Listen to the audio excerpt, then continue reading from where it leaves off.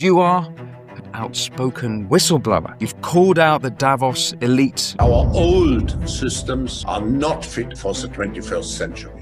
We need a great reset. How did you get to a point where you helped build the WEF's Great Reset? In 2020, I get my dream job. So I'm the Chief Sustainability Officer at Deutsche Bank. When I was there, that's when I see the fraud. Everything is a marketing scam. The bottom line is this.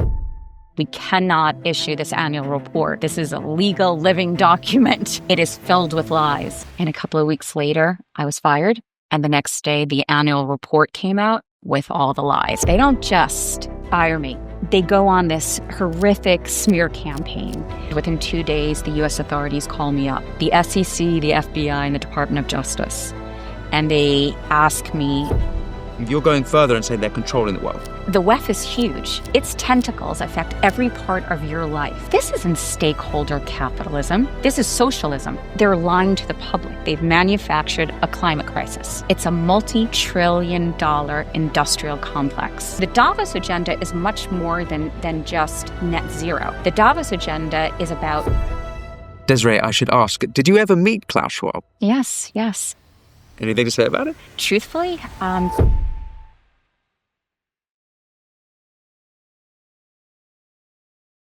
Before we get into this interview, I just wanted to say that we have noticed that more than half of our regular viewers are not subscribed. If you want to support the Winston Marshall Show, all you have to do is press subscribe.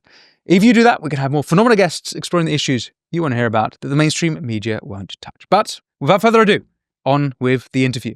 Desiree Fixler, thank you so much for coming to speak with me. You have gone viral several times now over the last few months because you are an outspoken whistleblower. You've called out the Davos elite, Klaus Schwab, and the machinations of the WEF, or WEF as you've been calling it before we started. Before we get into all of that, I want to know your story. How did you get to a point where, as you say, you helped build the WEF's Great Reset? Sure. It starts pretty mundane. I was an investment banker working between London and Frankfurt at big firms. And of course, like even back then, I started in 1994, bankers kind of had a bad reputation. There was always like a wanker in the banker. Mm-hmm. And, it was in the ride up to the great financial crisis, I could see that the excess was too much, even for me. I loved it and I benefited from it, but it mismarketing became all too acceptable. It really became way too excessive. And so I decided to take a step out and I got involved with socially responsible investing. And I thought that was a way that, I could say, yes, I'm a banker, but I'm a good banker. Mm. So I started my journey, this whole ESG, WEF journey from kind of the mid-2000s. I'm like one of the original people in this movement. That's why I say from the years, from 2005 through to, 2021, I was a chief architect of all of this stuff. I supported it. I'm not saying I worked for Klaus Schwab, but I worked for other firms building the buy-in for this agenda. Okay, so this is before the crash that you actually have this moment where you want to do more responsible investing and professional behavior. So how does that begin exactly? What did that look like? What were the first things enticing you? Was it net zero? I mean, it's probably a bit too early for net zero. It was a little bit too early. Shareholder capitalism? It was, stakeholder, I should say. Exactly. Shareholder being Milton Friedman. Exactly. Yeah. Milton's version, which of course I was raised on. But then, of course, you get introduced to Klaus Schwab's version, stakeholder capitalism. And that's perfect. Profit with purpose. Capitalism with a conscience. And I thought to myself, wow, this is an amazing opportunity. So I had two hats on. I had my banker hat that knew this would sell. This is profitable stuff, right? This guy has a great narrative around it. And then the other side said, I truly believe in this. We can make a difference. We can take institutional money and we could invest it in strategies that offer great financial returns plus positive social and environmental impact. So I did believe in it, but I did it because it was profitable, right? I had senior positions. So what drove me is, in all honesty, at that time was a belief in it. But I also knew it was the next big thing. So I wasn't surprised how it took off, but I understood that this was a hugely growing market and it would attract trillions of dollars of capital flows, which it did.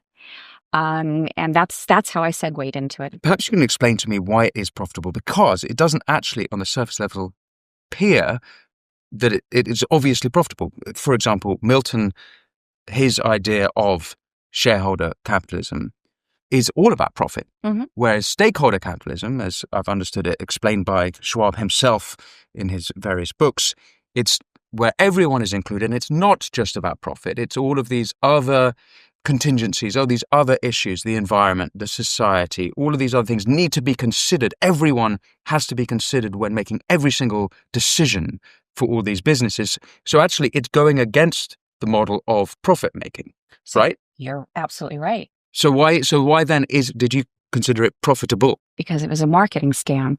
Because at this point in time, you could sell a story and double your fees. You could charge more for it. That's why. So it wasn't my intent to do that because, of course, there's a story around this. Well, we have to do extra due diligence. We have to care for these other non-financial factors. But we charged investors, we charged the consumer more for this. So that's why it was highly profitable. But obviously, at some point, the game is up. Right, okay. So then can you give me some examples then of this, it happening in industry that you would be an example of one of these sort of profitable endeavors? Okay, well, I mean, you just have, okay, so in my career, I start as a regular banker, I segue into, ESG, and then in 2020, I get my dream job. So I'm the chief sustainability officer at Deutsche Bank's roughly $1 trillion asset manager, and it's called, for whatever reason, DWS. But it's a subsidiary of Deutsche Bank. So I'm in the Deutsche Bank group. Okay. And I thought to myself, wow, $1 trillion. Wow, like we can, we'll be making this as a for-profit, venture, will be making a lot of money, but we can also, offer some good. When I was there, that's when I see the fraud. So at the very beginning, I knew this is profitable. My salary is high. I'm getting paid very well, right? You kind of have a seat at the table suddenly, that, the world had changed after the great financial crisis. So you're kind of in this Davos spotlight and lauded for the good that you're doing. That does go to your head, right? That's, you're not thinking about it at the time, right? You're just doing your job. Right. And, there's tremendous momentum. But when you're asking me, an example, I was sitting there at DWS, working with all my portfolio managers, and it was boom times for ESG investing. And the team knew that we can charge probably double the amount of fees on anything that said green, that said justice, social justice, that said ESG, sustainability. And then you have, the UN's 17 Sustainable Development Goals. So just slap that label on it and oversell it, and we can double our fees for doing absolutely nothing. Even though you started this before the crash, am I right in understanding that the crash was a kind of moment where people working in finance were like, well, we've got to be more responsible here. So was this ESG stuff a reaction to the crash? I mean, I know it existed before, but it was at this moment, it was like, maybe we've screwed up here. 100%. And we need rebranding. Rebranding. Okay. 100%. You remember at the time, like Goldman Sachs, for whatever reason, I mean, everyone was doing it, but Goldman Sachs was singled out as, I think they called it, the giant vampire squid, suffocating the world, right? So it was at a time Wall Street needed rebranding, it needed a shield. After the great financial crisis, there was so much distrust in the system. And then remember, there are bailouts. So now exactly. there's fury from everyone saying, why are we bailing out these people that caused the problem? And by the way, they're still in the seats. No one's getting arrested, and they're still, getting fat checks. They're still making their bonuses. So there was absolute outrage. Yes. And so Wall Street understood, the elite understood, oh shit, if we need to keep this going, Yes. we need to rebrand and we need a shield. Mm-hmm. And absolutely, that's exactly right. That's when you see, multinationals and especially Wall Street start to accept ESG doctrine. Yes. Right? Start talking about stakeholder capitalism. Yes. And then, of course, now we hit the 2010s and you've got movements like, the Paris Climate Agreement. Yes. You have the UN Sustainable Development Goals being set. You've got the Me Too movement, right? So there's a lot of and then social... woke capitalism. 100%. So from George Floyd, really. 100%. Absolutely. Now, absolutely. COVID happens and that's when it explodes. And that's actually when ESG goes mainstream, not as an option, but it's mandatory. From starting in 2020 onwards, it's mandatory to merge, to blur the line between business and government, to blur the line between profit and purpose. You have to set goals for your climate action. You have to adopt DEI strategies. It becomes actually for every corporation, and by the way, government, the license to operate. What do you mean the license to operate? That unless you are ESG driven, unless you back net zero, you back climate action, you back DEI, addressing inequality, you cannot function either legitimately as a company or as a government. You know that there is so much outrage in the public that internally in the boardroom, and I don't care whether it's an NGO, it's a government committee, or it's a multinational corporation, what was being discussed is we understand if we don't become political, we're not going to have a client base, we're not going to have a consumer base, and so we have to go out there with these goals, right? It's not about optimizing.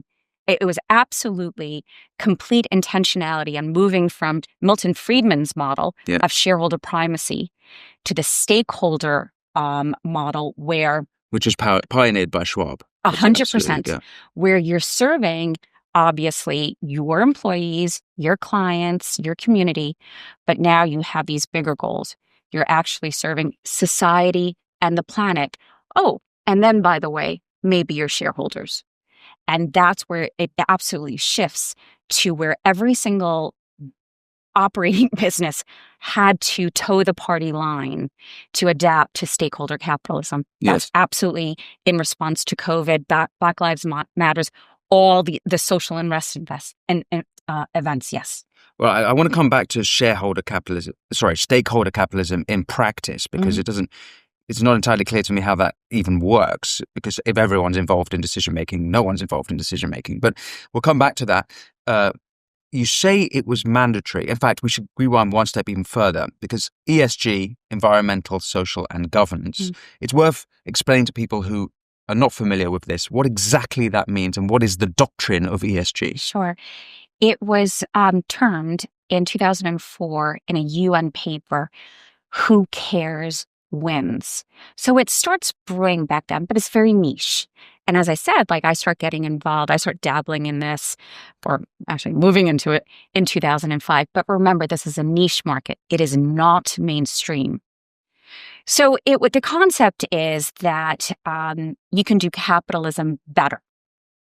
That ultimately capitalism will fail because of climate change. There'll be no world left, or because of social unrest, because of inequality. So therefore, business in order to be sustainably profitable, have to factor in environmental and social objectives. But that's brewing, but it doesn't take hold till post GFC. And then it becomes mainstream, as you rightly say, during COVID, where everyone adopts this. Yeah, so at which point you're marinating it. And so it's sort of self-congratulatory. Everyone is saying, well done. Oh, well done for doing more ESG. Well done for DEI. There's no one questioning it. That's right. It's just absolute dogma. Yes. Okay. Sorry, forgive me. So after the crash, you were saying? Yeah. So, after the crash, there's just, more and more events where you start seeing, it becomes fully mainstream.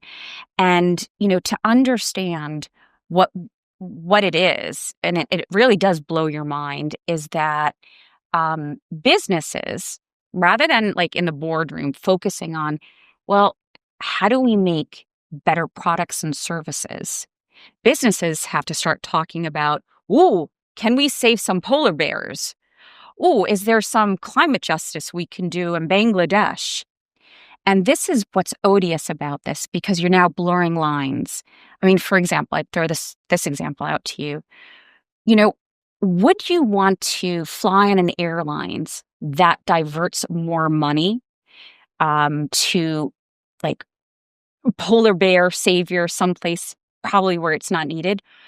Or, they're, putting money into unproven green technologies, right? Do you want to fly on that airline that's diverting its cash flow to boondoggles? Or do you want to fly on an airline that, maintains, doesn't blur business and politics, but just says we want to be the best airline. We want to be the safest. And so cash flow is just going into maintenance and safety. Right. It's a rhetorical question because, of course, I know we'll all vote, to ride the airline that is just dedicated to be the safest airline, not an airline that starts getting confused with its money and running around on junkets. Well, that's not actually clear to me, because for a long time, I think the market was actually making decisions, if they could afford it, to choose the sustainable option, to choose the environmentally friendly option, to choose the woke option, whatever brought sort of racial justice. I think that there was a fever pitch, 100%. Certainly really after Trump was elected until maybe the pushback began, which has been the last few years, where people were making, the market was making those decisions. So it's not clear to me, as you say, that people wanted to choose the no-nonsense, so you're profit-making businesses. You're 100% right at that time, but it's a marketing scam. It's all virtue signaling. Sick of the ads? Want to support this show directly? Want bonus content? Well, head to our Substack, where you'll get all of those benefits and more. It's all over at winstonmarshall.co.uk, where you can sign up today. But if you don't use Substack and still want to support us directly here, then check out YouTube membership. With your support, we can continue to grow this show, get on guests that you want to hear about, and explore the sticky issues that the corporate and mainstream media just won't touch. But enough from me, back to the interview. And there was some diversion of cash. But like today, when I get asked, why am I against ESG? That's the reason I give. Thankfully, we've stopped that nonsense. But it could have brought us to a place where, companies are producing less viable products and services because they really do have to push more cash flow into saving the planet. Okay, so at some point, there was a turning point where the products were getting worse. Without a doubt. But remember, the starting point is that customers are getting ripped off.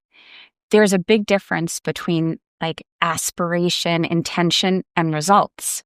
So you've got all types of businesses distracting themselves and, saying, oh, we need more girls. We need to hire more people of color, right? Moving away from the best talent bench, right? Because DEI is being forced on them. You're diverting cash flow into, like, let's look at energy companies, right? There was a real effect, and you're absolutely right, there was a craze where shareholders were starting and consumers were starting to lean on energy companies to say, you guys can't drill any more fossil fuels. You need to move into renewable energy. And the US oil majors were slower to adopt ESG, but here in Europe and in the UK, they went nuts. So you see companies like British Petroleum, Danish Oil and Gas, Shell, they moved their energy portfolio from oil and gas into, offshore wind, solar panels, green hydrogen. And there was a real effect on the bottom line. At the time, people were sold a story that fossil fuels are evil and that regulation would eventually stop the extraction of coal, oil, and gas. That was termed a stranded asset. So don't invest, right? They came out with, back then they came out with ESG scores. Only invest in highly rated ESG energy companies because they're moving into renewable energy. That is the future, right? Well, fast forward. You know what you have today? The stranded assets. They're not fossil fuel extractions. The stranded assets today are the renewable, investments that were made in unproven areas or in highly unprofitable areas. So today, the write-offs at BP, at Shell, to a lesser extent at the U.S. majors, is actually in the renewable space, right? And now you're hearing announcements from these companies to say, sorry, shareholders, we got distracted, right? Yeah. We unfortunately sent way too much cash flow into unproven technologies that it was not within our expertise, and we're moving back into, what is like our primary business, oil and gas. And you can see if you chart the share price, the stock performance in, European oil majors versus US oil majors, obviously the US outperforms because they didn't get as much distracted by ESG. So the bottom line is this. Today, we can look back and we know that ESG investments underperform. So take the S&P 500, like our bellwether, index. And, you can chart, let's say you have £1,000. You invest in the S&P 500 index 5 years ago. There's an S&P Clean Energy Index. Okay, so your £1,000, one goes into the S&P 500, the other one into the Clean Energy Index. 5 years later, guess what? You would make out of that 1,000 investment, over £800 investing in the S&P 500. It goes up over 80% in 5 years. Your investment in clean energy would have gone down over 30%. So your original 1,000 would be less than 700. You lost money, which is crazy. But ESG at the end of the day underperformed. There were all these seminal research reports written by leading professors at Harvard, just on the take. And they linked ESG to profitability back in the 20-teens. All of that has been debunked. And now we have financial data. You have long-term data to see, holy shit, this was a total, marketing scam that overcharged investors and the consumer for underperformance. I would like to come to when that turning point was, when ESG, suddenly there was the light bulb moment. But before we get to that, there's something we missed out earlier, which is when it became mandatory. So at what point along the line did DEI ESG become mandatory for these businesses and industries? It starts from, CEOs just wanting to pander to the public. Again, it's very much a rebranding, a reputational shield, if you will. But remember, you also have regulations kicking in Europe. So the European Union starts with their Sustainable Finance Action Plan in 2018. It's like hundreds of regulations, the motherload of regulations that start getting implemented starting in March 2021. So it does become mandatory with your ESG disclosure, right? What is your carbon emission profile? How many women do you have on the board? What are you doing to address biodiversity loss? But actually, the requirement is not that simple, right? So the Europeans actually are required today under it's this alphabet soup of acronyms, all these regulations that companies have to, additionally report on kind of 500 new line items. right? It's totally crazy. So it does become regulatory driven, right? Also in the UK, you guys have your own set of, regulations where every company has to report out their transition plan, right? Because the country is going net zero. Mm-hmm. Now, no one knows how to get to net zero, right? It's all bullshit estimation, but it does become mandatory. Yes. This stuff starts in the 20-teens and then it goes live, right, over the last 5 years. We'll come back to the renewable sort of fallacies and net zero bullshit, to use your term. But I want to understand when you, Desiree, had your Damascene moment, your come to Jesus moment on this stuff, having been an apostle for ESG nonsense, you then decided to speak out. So when did that happen? So I was Chief Sustainability Officer at the Deutsche Bank Group, and my CEO, just to say it, he was an outrageous liar. That's not necessarily against the law just yet. But what I had seen is that he was using... Lying is actually against the law in the UK now under the Online Safety Act, if you do it online. But that's a side point for another day. Sorry for interrupting the story. No worries. Sorry. So at this time, he understands, rightly so, it was boom time for ESG investing. And any asset manager that was perceived to be advanced in ESG doing this, sell-side equity analysts would start writing stuff like, we have, buy signal on DWS. Share price should, boom 25% because they're so advanced in ESG. So for my CEO, he understood, holy shit, no one understands what this stuff is. There's no one's breathing down our neck. There's a kind of regulation out there. There's no enforcement. Desiree, just go and say it. Just say anything because it's selling, right? And we're going to make more and more profits. Let's get our share price up, right? So we're just going to mismarket our share price to a high level. And then we'll figure it out from there. Maybe we can buy someone who knows how to do this. And the problem is that, you're not allowed, there is regulation on this. You're not allowed to have a gap between what you say and do. So you can't go out into the market and say, the majority of our assets under management are ESG aligned. But internally, we're documenting that's not the case, right? So he's going out and just making up numbers. He went out. So we had about 800 billion euros of assets under management. He went out to say over 450 billion of the assets under management, it's ESG aligned. We're doing good. Internally, we said to him in the board meeting, that's mental. Well, he made up that number. Oh. So in the boardroom, I said, look, that's a false number because we don't have a tracking system. So no one calculated that because we can't. We've estimated and manually estimated, and maybe the number's not 450, it's maybe 120. That's a huge delta. And so we need to... So you're still estimating. We're estimating, but there's but you can't go out with a number. The SEC would choke us.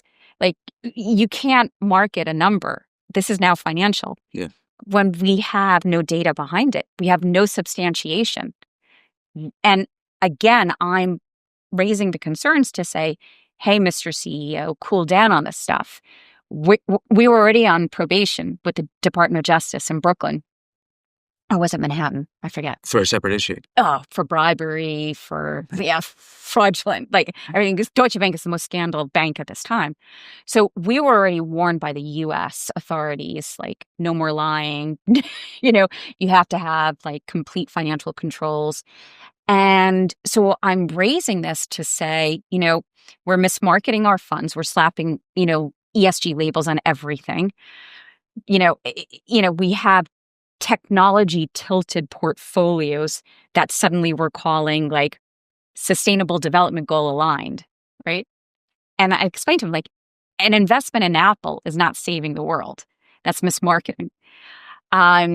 We were fudging gender ratios. So my CEO's compensation, his bonus, is linked to achieving ESG targets, which is actually becoming very common at this time. So, he would just look at like, how many women do we have in the company? How many women are in senior management? Shit, fuck it. Get that girl to report to me directly so I can fudge the number, right? And it's like, that's an intern. You're the CEO. But again, he was fudging numbers to show that there was better diversity, just going out, talking about our artificial intelligence risk management systems that are all ESG driven. We didn't use AI. Like, no, in fact, the system kept like collapsing.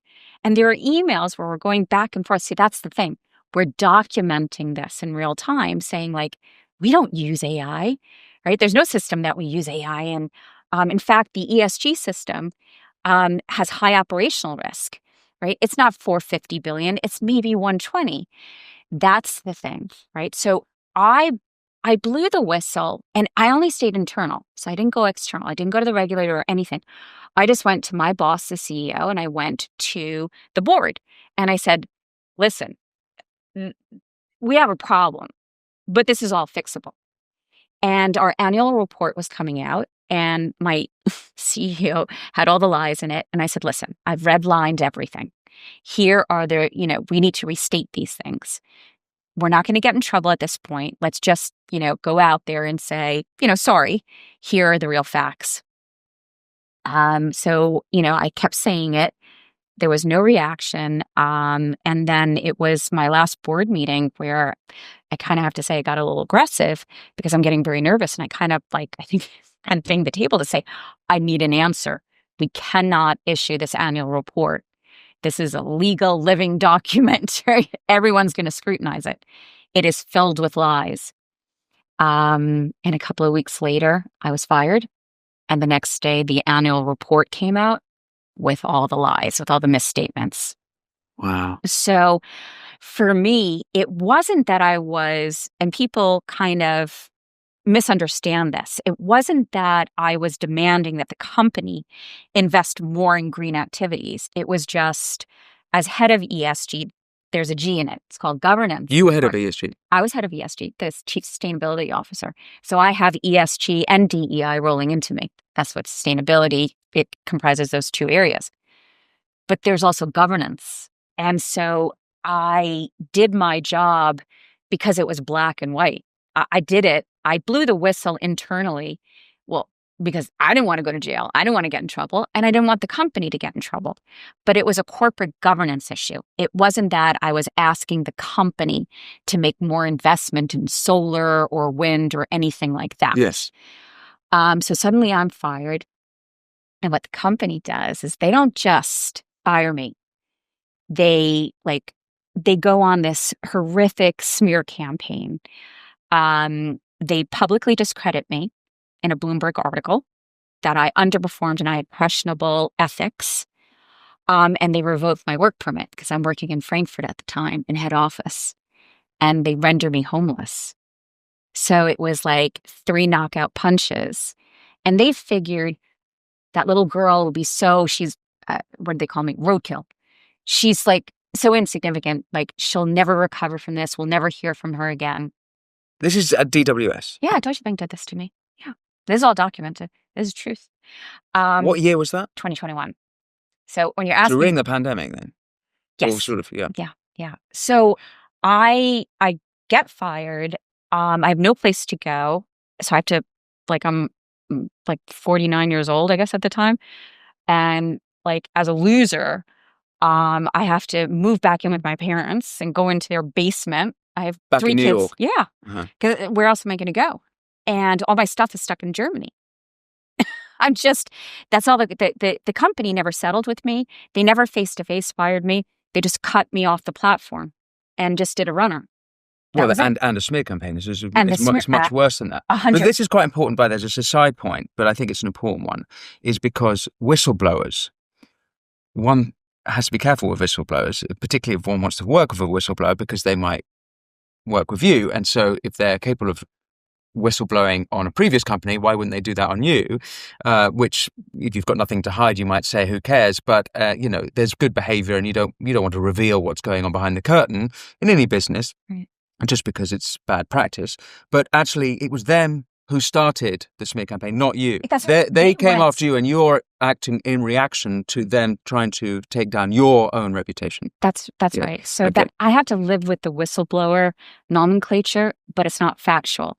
I did my job and I kept it internal. They went external. So they went to Bloomberg, and in truth, I didn't know what to do. I mean, at first I thought, screw it, Blackstone's trying to look for a, chief sustainability officer. I'll start interviewing there. I'll start interviewing for other jobs and just put this behind me. The problem is that the Bloomberg article was out there. There's an elephant in every room. And everyone's thinking that I lied, I cheated. I was the one that violated regulation. So I sat on it and I just started reading lots of books by other whistleblowers like Tyler Schultz, who blew the whistle on Theranos. But I decide, okay, the only way forward is for me to clear my name. So I'm going to speak out. You were in a corner. And a friend of mine used to run the Wall Street Journal, Jared Baker. So I gave Jared a call and said, can we meet? And I explained to him everything. And I said, you know what? You're not just going to take my word for it. Here are the documents. And Jared assigned wonderful people at the Wall Street Journal. I explained my story. I handed over the documents so they could see, right, the lies that were published externally and what we documented internally. And they ran a story. They came out on my side, though it was horrible. Like the headline is still like, fired executive, blows the whistle. But literally this bombshell of a Wall Street Journal article, goes out. And within 2 days, the U.S. authorities call me up, the SEC, the FBI, and the Department of Justice. And they ask me to work with them on a case that they've just opened up. And that is to investigate Deutsche Bank and DWS on ESG fraud. So a dramatic number of events happen. But within a couple of years, there's a federal police raid at Deutsche Bank headquarters, 50 federal agents in Frankfurt. The CEO, along with other senior leaders, are eviscerated or fired. The U.S. authority renders a guilty verdict that DWS made ESG misstatements. And the Germans open up a criminal investigation and also render a guilty verdict there. So they did get in trouble, right? I paid the price, there's no doubt. I paid the price of my career. But those lying sacks of shit also got in trouble. It cost them 14% in market cap. It was over $1 billion in one day, tens of millions in defense legal costs, and those people got fired. Wow, what an absolutely astonishing story. You haven't actually answered my original question, though, which is that this is sort of your story and how you became a whistleblower, but you have spoken out against what were lies, but you were telling me to take me from Desiree, the ESG ideologue, to now thinking the ESG is a scam, because that part of the story you haven't you're right. explained. So I obviously find out that, at my company, in practice, we were greenwashing. I'm very plugged in. I also know it's not just happening at DWS, it's happening everywhere, at BlackRock, at, other companies. As a practitioner, you start to recognize these slogans, these mission statements. It's so ridiculous, right? You have Goldman Sachs, 50% of our senior management will be women and diversity is our number one priority. Bullshit. And so I, with my own experience, right now have a different view on ESG. But you're absolutely right. I'm thinking at this time in 2021 that there's greenwashing, but there's a good version of sustainability. Yeah. So you're absolutely right. I'm a skeptical believer, but I'm thinking there's a better way to do this. When did you become skeptical, though?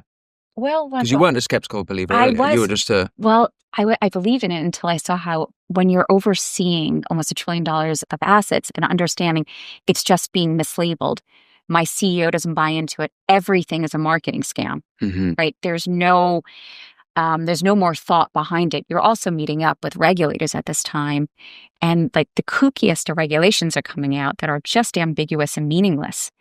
And what I realized at this time, it's a multi-trillion-dollar industrial complex.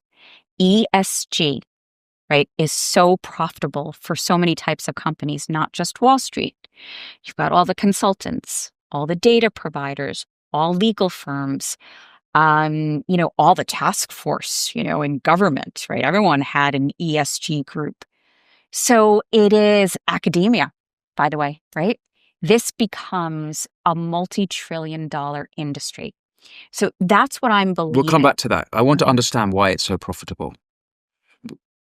Well, it was so profitable because everyone was doing it. Yeah. So let's just say for me at DWS, I I had a tremendous budget just on consultants. So you have to bring in like a company like Boston Consulting Group to help you with your ESG strategy.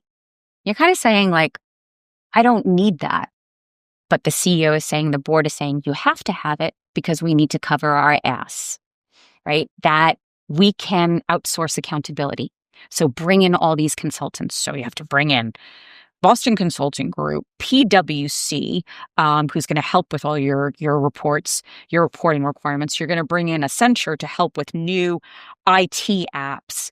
So you can say, oh, we need, this feed from Bloomberg, this feed from MSCI. Each one of these things, like each consultant is like $500,000, right? So it's $1.5 million just on like consultants, right? Just in my, just my company. Now you're getting all the other feeds from the data providers, all the legal help, right? In redrafting, prospectuses and press releases. Yeah. PR agencies coming in. Do you see it's a feeding frenzy? From every which way you're looking, it's a total feeding frenzy. And then you've got the investments, right? Again, right? Mismarketing, an investment in Apple as saving the world. You've got, a lot lobbyists that we're supporting as well, to make sure that this is enshrined in regulation because it is such a feeding frenzy. We want more regulation, so there's more business. You see how it keeps ticking up. Academia jumps in, and they're getting tremendous funding because every single thing they get funding on, if you link it to climate change. Okay. So stakeholder capitalism, in the name of helping everyone, created a sort of new elite of cronies who are profiting. So it's not actually spreading the wealth around, it's just creating a whole sort of industrial complex, like you say, of new elites who are making crazy money, all in the name of trying to help maximum amount of people rather than just the shareholders like 100%. Friedman was arguing. 100%. Yeah, right. But understand it also allowed the existing elite to rebrand, right? You're just in the seat, right? Even somebody who I do respect, Jamie Dimon, right? In 2019, he comes out at the Business Roundtable to say, shareholder capitalism is passé. It's all about stakeholder capitalism.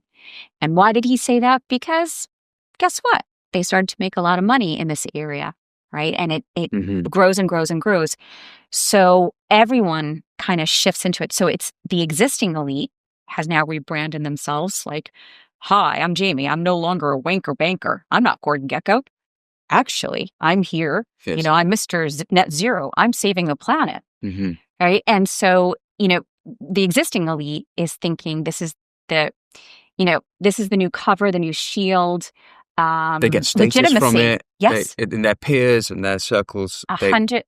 They're sort of honorable or whatever. But then to your point, it now gives rise to this whole all new bureaucracy. Yeah.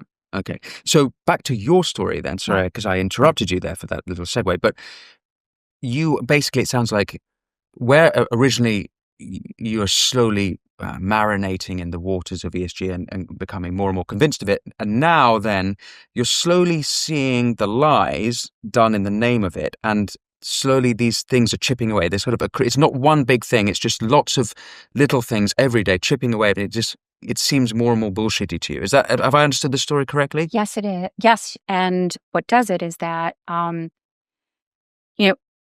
so I get fired. I can't get another job. No one's going to hire me. As you rightly say, now I have this whistleblower label. But people were reaching out. And so I was invited to join the UK's Financial Watchdogs Advisory Board, the FCA's Sustainability Advisory Board. I'm asked to join the World Economic Forum. I'm asked to join one of their futures councils on responsible investment. After this incident or before this incident? 2021, the end of 2021, everyone starts my phone is ringing off the hook. And so people didn't fully appreciate my story. They thought I really was this green Joan of Arc, that, Desiree is the real deal and she gives us some street cred. So have her she could help us tackle greenwashing. So I was invited to join lots of advisory boards, projects. Because you were basically an ESG Puritan at this point. It was no, you weren't, but you were seen as an ESG correct, Puritan. That's what they thought, wrongly. Right. Yeah. Meanwhile, in your head, you're going. I'm already starting. You're going the other direction. Correct, and so I'm already seeing this, and as soon as I get fired, I am jumping in. I'm speaking to lots of people, and I'm going, "Oh my goodness! Greenwashing is pervasive." I'm clocking. The market is still growing and growing and growing. And I really, by 2021, it is a multi-trillion-dollar industrial complex and everybody jumps into it. I remember seeing a banker once, let's call it 2019, and I was talking, as a purist, at that time I was talking about the UN Sustainable Development Goals, the SDGs. Yes. And I remember him sitting there and he's like, Desiree, I don't know what you're talking about. What do STDs have to do with finance? And I'm like, you idiot, SDGs. But, fast forward 2 years later and he's like Mr. SDG, he's totally into it. And I'm going oh my God, you just see everybody using this marketing ploy gimmick. Yes. And so I'm becoming more and more cynical. But now that I moved from one company and I now become part of, big boards, I'm more part of the system. Now I have a front row seat to see kind of what everyone's up to. So you take this up then. So you've brought in your WEF lanyard, that you're proud to have been part of those lanyards. To show everyone it's true. It's true. Is it's real. So you have evidence. But so you're like, at this point, you're going, okay, I'm going to take this on. I'm going to take these roles up, despite my skepticism. 100%. I mean, look, and I did it for a couple of reasons. Number one, I need work, right? But I love being in the mix, right? So there's a little kick oh, wow, I'm really impressed with the WEF and it's so cool to be on a government, advisory board, to help these type of banks out, this corporation. Some of the stuff I did was nonprofit. The WEF is nonprofit. UK Financial Watchdog is nonprofit. But I'm very much in the mix. And I'm figuring I can carve out something out of this, right? I can figure this one out. But all it does is now it reinforces that it's more of a marketing gimmick. You also have at this point, remember, now we're moving into 2022. So, you've got, the Ukrainian war, markets go berserk. And you now have, this is the first time you ask, what is the beginning of the ESG backlash? Yes. This is it. So my story's out there talking about fraud in ESG. But now suddenly what is revealed is that ESG was never linked to profitability. ESG, for the most part, the trillions of dollars that were ushered into these investment funds, they were going into technology portfolios like NVIDIA, Microsoft, Apple. So it was you understood that the truth was out there. But now these portfolios start underperforming because it doesn't have energy as part of the mix, right? These portfolios viewed, oil and gas, fossil fuels as like, the oil majors that was a sin industry, right? And they moved away from not just energy, but mining, transportation, right? So suddenly these ESG portfolios majorly start to underperform the overall market. So the results start coming in. Also, you're looking at real world issues like, hang on a second, ESG and net zero promise to lower our electricity prices. Well, hang on a second. Holy shit, my electricity prices have skyrocketed. And some people, say, well, that's because of the Ukraine war. Well, no. Actually, the way I look at it is that if Europe wasn't so fucking stupid, especially Germany, to go net zero, right? Putin would never have been that bold to invade, right? But he saw an opening. And so I really feel that this whole net zero craze was one of the factors, right, leading to the Ukrainian war. Had Germany been tough and not banned nuclear, not banned fracking, right? Basically, Germany announced, hi, we're going to deindustrialize. Yeah. I don't think Putin would have done that. Well, whatever the case is on the Ukraine war, it is the case for Germany that it's an act of national suicide, although Yes. I'm of the understanding they're turning it around now because it seems to be so unbelievably stupid. But not yet. am I wrong? I'm wrong? Okay. No, not yet. Maybe the rumors are wrong then that I heard. But it is absolutely the case that, in Britain here, energy prices are 4x what they are in the States. It's costing everyone. But Ed Miliband promised that, every family would have a reduction of 300 pounds. Yeah. So these are the things when you're asking me, was it one moment? No, but it was the moment where I'm sitting in these meetings and I'm saying, hang on a second. ESG doesn't make more money. ESG doesn't outperform the overall market. The facts are in it underperforms. And net zero is, we're demonizing the fossil fuel industry.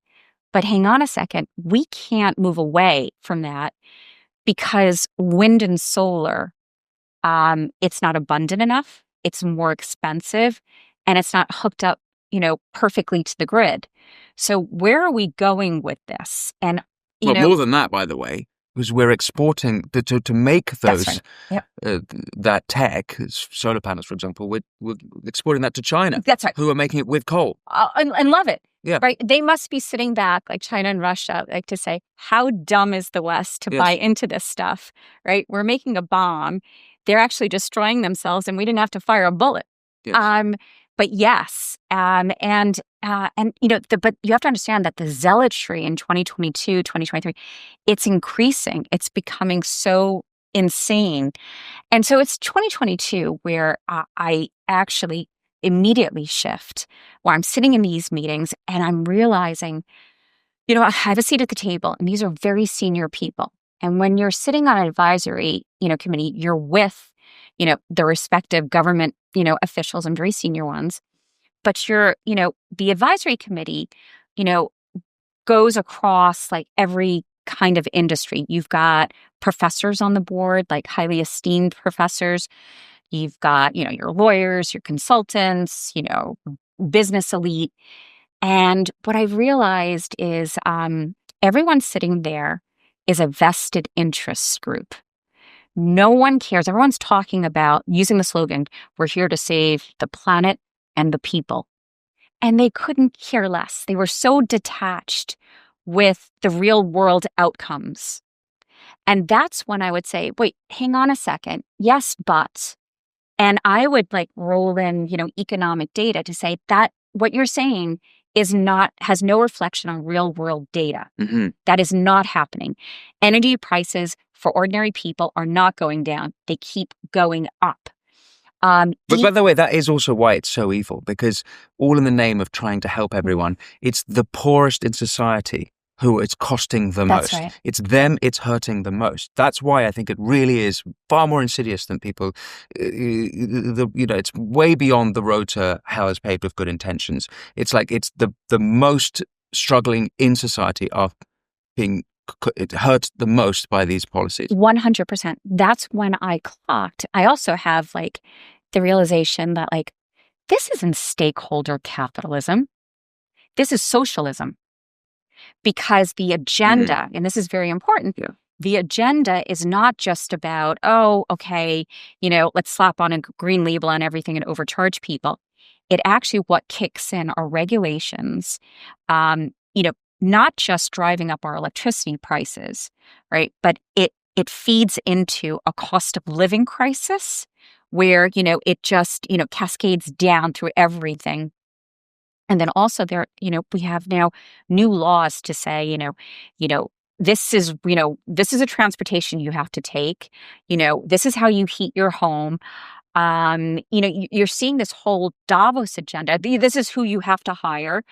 By the way, open borders are good. So the Davos agenda is much more than just net zero. The Davos agenda is about top-down control. It is about controlling nations' natural resources, production, distribution, demographics. And that's when the penny is dropping. This is about more and more state control. We didn't vote for this, right? This isn't democratic. And it's actually subverting capitalism. We're blurring the lines between business and politics. How did we get here? So, this is what I totally got this from Klaus Schwab's book, in his 2020 book, The Great Reset.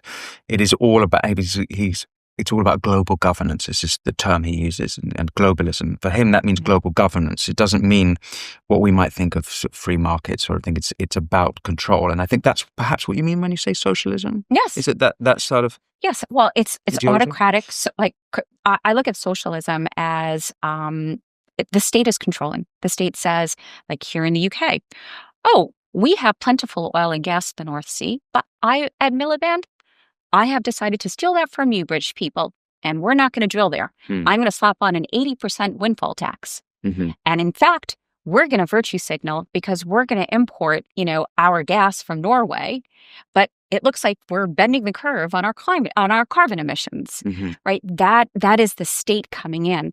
If people were asked, like, it should be democratic, right, where people choose what they want to do with their country's resource. Well, actually, funny that you mentioned that. In the Great Reset, he makes this argument about what he thinks is the trilemma, which is that there's democracy, there's sovereignty, and there's global government. Or he calls it globalization, but I think he means global governance. And he argues that they're not all compatible with each other. But then he doesn't go on to defend democracy or sovereignty. He then goes on to make a big defense about global governance. So it's quite clear what his priorities are. I wondered if you yourself were at Davos. Did you go to the WEF? What were your experiences with them? The WEF is much more than Davos. I get some, folks like, sending me messages that say, Desiree, like, what's your hang up with the WEF? It's just a think tank that has an annual conference in Davos. I'm like, no, it's not. The WEF is huge. Its tentacles affect every part of your life. It is shaping, like, you have to understand that. The WEF shapes markets. It shapes national policy, education, media, and financial flows. You have to understand that. Okay, you have to explain that, because there's a lot of conspiracies about the WEF, from the sort of lizard people controlling the world to sort of everything imaginable, and for good reason. The world's elites, not just politicians, but the sort of corporate leaders, are all going to this one place and having behind closed doors conversations. Yeah, we're going to be conspiratorial about it, because what the fuck is going on over there? So you say they are, in fact, controlling the world. 100%. You have to make the case how, because even it's not totally clear to me. Okay. I mean, they're influencing the world. I'm certainly convinced they're influencing the world. But if you're going further and saying they're controlling the world. Yes. Well, maybe not China, right? Or Russia, or, Trump's America. Okay, the West. Then but yes, the left-wing West, yes. Yeah. So it's because, okay, so here, the WEF is about 800 people based in Switzerland. They have 4 other offices globally. They don't actually disclose how many people work there, but safe to say above 1,000 people work for the WEF. There are 22 industry sector groups at the WEF right? So it has, a big membership network, and there are 22 industry sector groups, 37 future councils. So I was on one of the 37. On my council, there's about 20 people. So 37, these are all external experts, if you will, right, across academia, business, politics, the regulators, media is present. And so 37 of these future councils with 20 members. Now, remember, each of these sector groups or councils have their own monthly meetings, right? Sometimes it's twice a month. They have all their own conferences, plus there are over 140 projects. I'm not making this up. This is on the WEF website. So you can verify everything they disclose it because they're proud of it. They conduct a risk report every year. So this is how it works. So they reach out to their expert network, right? Their members, right? And, funded academics. And they determine what's wrong on planet Earth. What are our biggest challenges? What are our biggest risks? And so the WEF determines what our problems are, and then they determine the solutions. And so no surprise, it is climate, misinformation, right? Social injustice. And then their solutions are, of course, net zero, censorship against hate speech because of all this big bad Trump misinformation, right? And, woke border controls and DEI to address inequality. So that is their, it is they decide, we don't decide it. So, You still haven't convinced me on how they're deciding. I mean, it sounds this isn't that different to, let's say, a think tank. I mean, well, they are. At what point are they actually making the decisions? Is it soft power they have or hard power they have? So I would say, it's soft power, but you have to understand that when you have people there's no difference between the agenda that Mark Carney has, right, to Keir Starmer, to Macron, to Ursula von der Leyen. Yes, it's the same worldview. It's 100% the same agenda, right? The same. Yeah. So it's soft power. Okay, but it's tremendous power on topics we never voted for. So is it soft or hard? Because it's been implemented. We never voted on to have open borders and, to fund all these crazy woke ideas. We never voted on, hiking up our energy bills because of net zero. We never voted on digital IDs or central bank digital currency. But we did vote for Keir Starmer. And so I think I agree with what you're saying. But the point is here, Klaus Schwab isn't actually saying, Starmer, you have to do this. What is actually happening is that there is this big kind of conflab. They get together, they all swim in the same waters, just as you were swimming in the ESG waters those years back. They don't hear any alternative opinions, so their ideas are not checked. And then they go home thinking how great they are because they've been rubbing shoulders with all the world's elite. And they are convinced that those are the most brilliant people in the world. They are saying such and such, so they must implement these ideas. We, the people, could vote them out. Yes, but information, they're lying to the public. They've manufactured a climate crisis.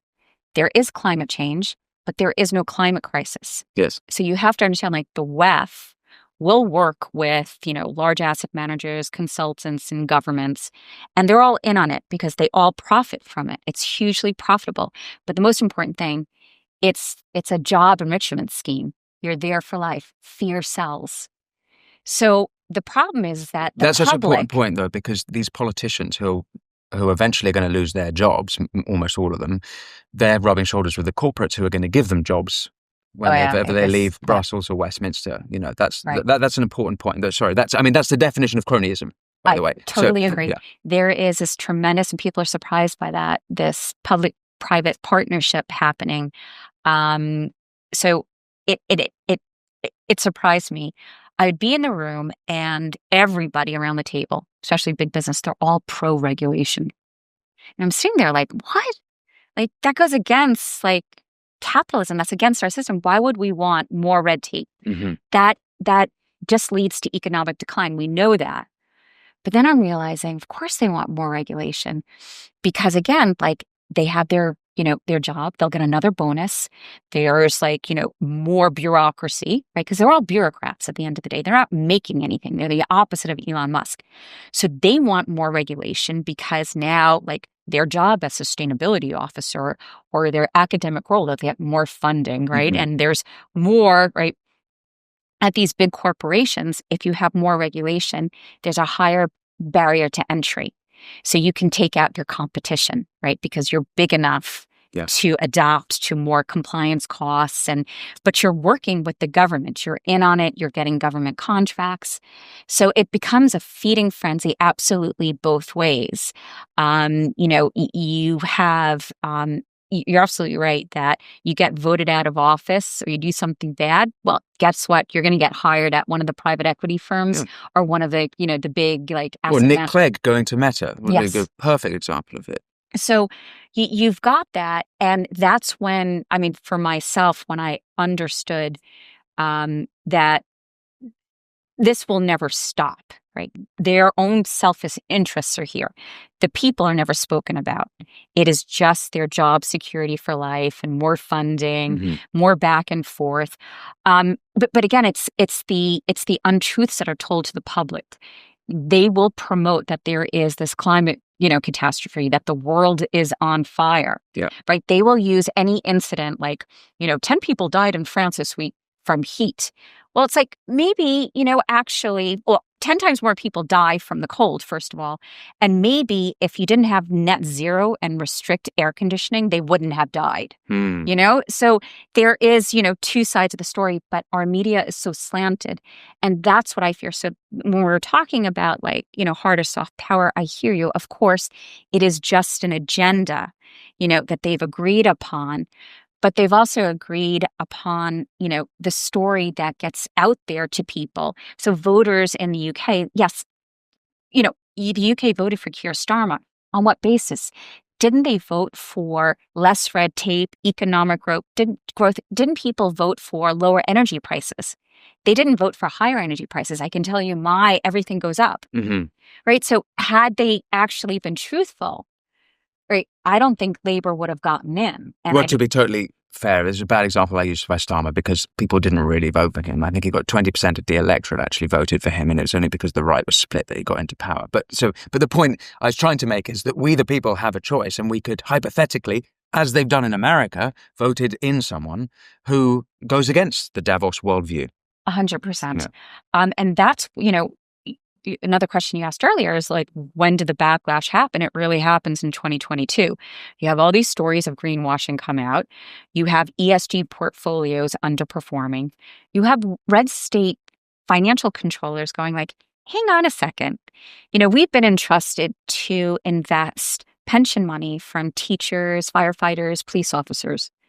And somehow we were steamrolled into a default option by BlackRock to invest in an ESG fund. Well, hang on a second. It's like the example I gave earlier. That didn't optimize financial returns. These people have worked hard. They didn't give, their money over to a pension fund. That's like running around saving a polar bear. They worked hard so that they have, decent financial returns for retirement, right? And that's where you have, a lot of people think it was this redneck movement. No, it was based on financials. People understood that this was a scam, and they didn't elect for their pension money to go into DEI projects or to go into net zero. They wanted to invest in the overall market. They wanted to optimize their retirement money. So you have pushback in the US. The story comes out, financial returns are bad. Energy prices start going up. You're looking around saying everything is about identity politics, right? People are getting hired, promoted based on what they look like instead of what they're doing. And people are getting really agitated by this. So the Americans, obviously, eventually push back. So much so now that they're being penalized if they have ESG that's right. policy That's or right. DEI policy. That's right. meanwhile, in 2022, whilst the great debunking begins, Schwab is doubling down and he publishes The Great Narrative, which is absolutely hilarious. And just to a point you made earlier, which I always find this puzzling but kind of funny. He writes of that book that it's a hopeful book that categorically rejects the doomsday mindset, consigning humanity to a future of oblivion, whilst, and then I've listed every single term of every time he uses climate catastrophe, climate crisis, point of no return, catastrophic effects of the climate change in our lifetime, existential threat facing humanity, weather disasters, we stand on the brink of not just abrupt and violent change, but disaster. And we've reached the point of no return. I mean, but this is just a fraction of the book being littered with this stuff. So they're going and wondering, they're doubling down. But Desiree, at what point are you finally going, enough of this? Because you're still in this. We're still in the Davos elite. I'm in deep. So in 2022, I'm already pushing back. By 2023 and 2024, I'm an outright critic in the room. And I'm thinking to myself, and I remember talking to Ayan Hirsi Ali about this, and I said, I'm still, part of like all of these kind of sustainability boards, and, I'm the only one pushing back. I just maybe need to just leave, this circle. It's just, I get a like clearer and clearer picture that these initiatives are harming society. And I remember Ayan said, no, Desiree, that's your role. You have to be there. We need a voice of common sense of reason in that room. We need debate, right? And it can't just be one view. And so I remember just going along with it, always objecting to it. They would put out this propaganda, net zero is profitable, renewable energy is profitable, it is going to lower electricity prices for everybody, and pushing back and saying, no, here are the real costs. If we look at the net zero countries, right, Germany and the UK, unfortunately have some of the highest energy prices. And you can see the economy is starting to flatline, particularly in Germany. Germany is going on its third year of actual shrinkage. It's declining, right? The UK is flatlining. I'd be in the room, here in the UK where some government person would say, net zero is adding jobs to our economy. And I'd say, no, it's not. Actually, the ONS report just came out. Joblessness is going up. And they're like, nope. McKinsey did a study. And McKinsey has said that it should add 10,000 new jobs in the renewable and the green sector here in the UK. And I'm like, wait a second. McKinsey, the one that pushed the opioid crisis in America, that's the McKinsey you're talking about? An old report that says maybe there would be. But your own government, the Office of National Statistics, has just told you in the last quarter, this country has lost over 100,000 jobs. That's the real world.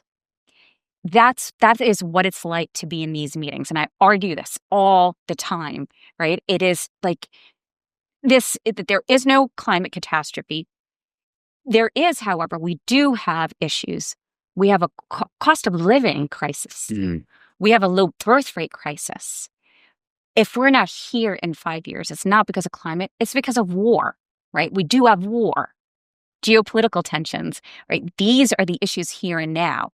And to address the cost of living, just repeal net zero. I've said it over and over here in the UK at the WEF, because that unleashes economic growth, right? Everything today is based on affordable, abundant, reliable, very important, reliable energy.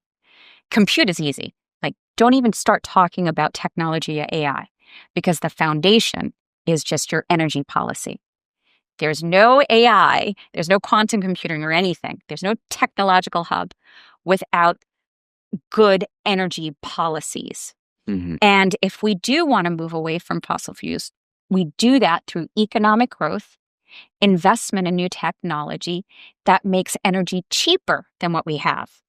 But we can't move from fossil fuels today to something that's more expensive because of intermittency issues that also destabilizes the grid, like what happened in Spain and France. It was because of a solar surge. What's incredible? In these circles, there's no debate. What happens? I'll raise my issues. I'll put out my economic charts. totally disregarded, and personal attacks start coming. They were going after you. Oh, I'm called a flat earther. A climate change denier. Yeah. That's a very pernicious word, Yeah. by the way. The word deny is a reference to the Holocaust denial, I think. It blows your mind that you're in a room of like leading experts, and it's total cancel culture. It is just their worldview because they're only thinking about their paycheck. It relies on their academic funding, the next consultancy fee that they're going to get from ripping off, taxpayers, banks ripping off, their clients. So it's more than that, though. It's climate derangement syndrome. They're not just worried about the money. I think they're true believers. I think they believe this stuff. You don't? I think there are a few that do. I think most of them are bureaucrats. They don't give a shit. They just know that fear sells and that this is the policy and they implement it. I don't think they think further than that. They don't give a shit, or are they NPCs who are just kind of nodding along and not really looking into it and like don't give a shit and even bothering to look into it, or know it's not true and are still pushing it, peddling I think it's a mixed bag, right? You've got a few believers. The most people there, overwhelming majority, they've never read anything. They get their speaking notes. There are speaking notes. This is the party line, right? Implement it. And they know their job, rests upon it. So they're not going to like read climate research. They're not going to like go on an expedition to Antarctica or to the Arctic. They're not going to even look at real world effects. Right? These people are so wealthy. They don't even care. I remember at one of the events where I was banging on about high electricity costs. And I remember one of the guys in the room is like, Desiree, like this just gets really tiring from you. Like, why is it such a big deal? It's not as if you struggle to pay. I'm like, did you just say that? I'm like, well, first of all, I don't have like a cushy corporate job like you. But secondly, we're here because of like a people's mandate. Are you kidding me? Did you just disregard, right, the people you're here to save? You just said it out loud, right? But that is exactly what it is like. So I would say this: no, the majority of people don't care. They don't care to believe it or disbelieve it. Like they just they're just clipping their coupon. It's an easy life. And they're not affected by the cost of living. Their wages went up. Right? It's like they're not stagnating, right? They're not, having a heart attack every time you have to walk into the supermarket because everything is just going up and it's really hard to make, ends meet on a monthly basis. They're not part of that. They could care less. So I need to understand the final part of your story then, or at least up until the present day, because I'm sure there's a bright future ahead. But you are still on the inside calling out the bullshit, but you're now an open whistleblower. Not least you're coming on this show and calling this out. So at what point then do you make that final leap from, as Ian is advising you, to stay on the inside and argue the point, to actually I'm going to go outside and see clips of you kind of calling out the EU elite on X now? And what's the final stage then? So, well, I guess this is the final stage. It has definitely been a metamorphosis, of course, right? I used to be a very corporate person where I just towed the party line. I was trained at JP Morgan. So it was like nerve-wracking to speak out for the first time when I was clearing my name. And then, about a year later, I start calling ESG a bureaucrat. But by 2022, I'm already saying in the press, ESG is a bureaucratic tax on society. It's driving up energy prices.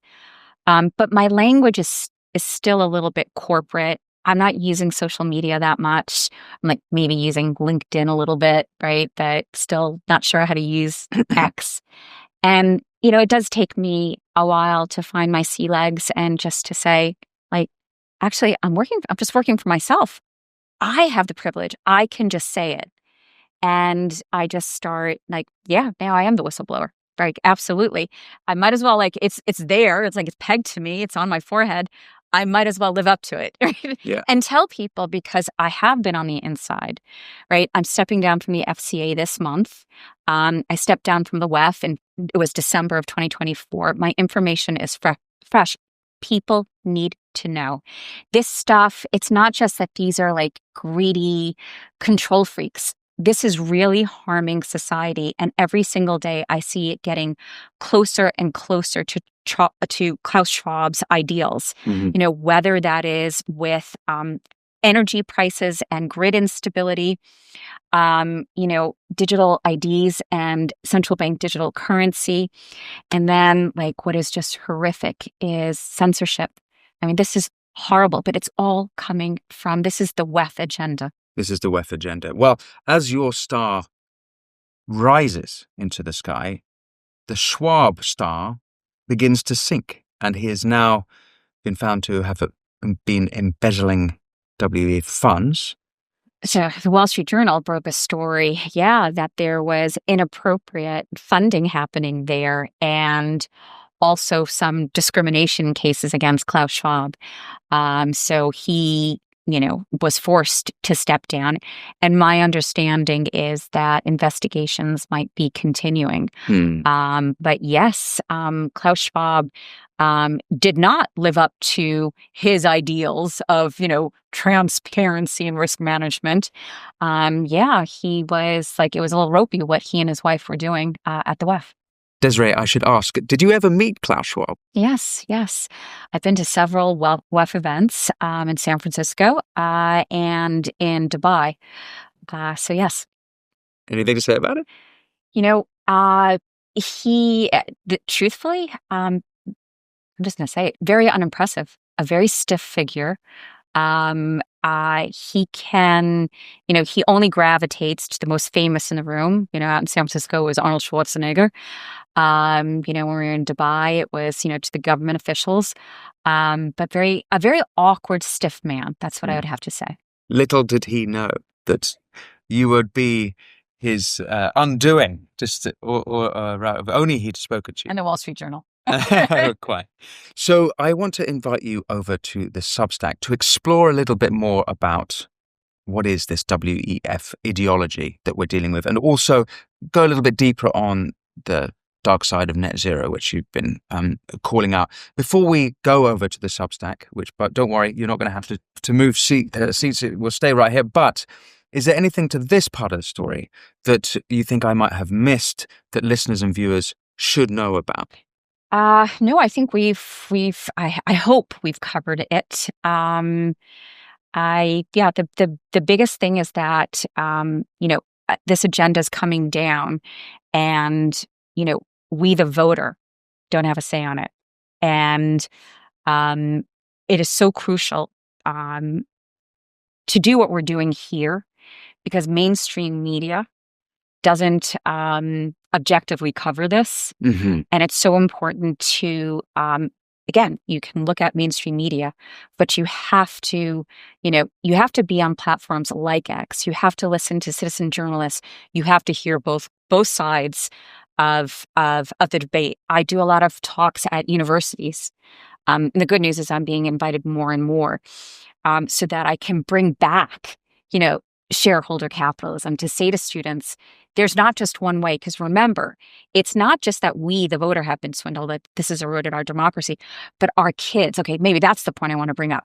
Our kids are being indoctrinated, right? It starts in high school, in, universities, executive training, right? People aren't taught there's capitalism and socialism. That stakeholder capitalism is not capitalism, it's socialism. It's about top-down mandate. It's about state control, right? And the other one is about let the market decide, right? Shareholder primacy capitalism. Here are these, two philosophies, right? These two economic models. You can decide. But right now, that's not how it's being taught. It's like Milton Friedman has been banished, and it's all about stakeholder capitalism. That this is the great reset of capitalism. This is the better version of capitalism. Yeah. Not at all. They're so good with their language. It's brilliant rhetorical use. Yes. Stakeholder capitalism all seems so benign and so benevolent and so for maximum prosperity and for the people. But at sort of tale as old as time, if you scratch underneath the surface, yes, there's something a little bit more insidious going on. A little bit dodgy going on. Desiree, it's been an absolute pleasure speaking with you. Thank you so much. Let's head over to the Substack. He had a whole chapter in The Great Narrative, which he published in 2022, called Morality and Values. This is where it's weird because it's not just about ideas and policy. It comes to how do we shape people's ethics, which for me is very dark, very. You can look at the Davos agenda and it's a religious doctrine. He provides this doomsday. Yeah. And then he provides the scripture.